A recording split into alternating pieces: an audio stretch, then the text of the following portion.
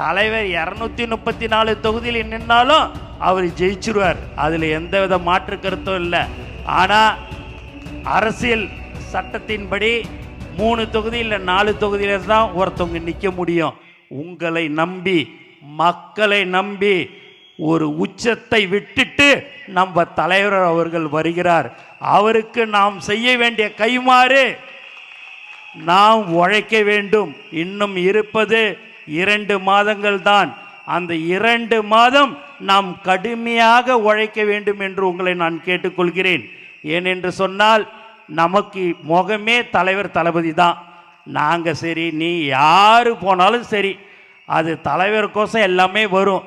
ஆனால் தலைவர் ஒரு 5 நிமிடம் பேசினால் 50 நாளுக்கு பேசக்கூடிய ஒரே தலைவர் நம்மளுடைய பேச்சு, தலைவருடைய பேச்சு மட்டும்தான் 50 நாளைக்கு அது பாட்டுன்னு போய்கினே இருக்கும்.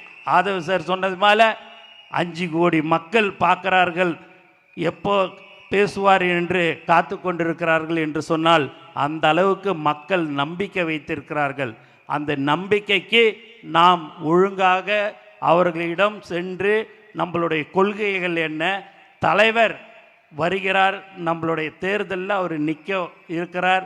2026 தலைவர் 234 தொகுதியில் நின்னாலும் அவர் ஜெயிச்சிருவார். அதில் எந்தவித மாற்று கருத்தும் இல்லை.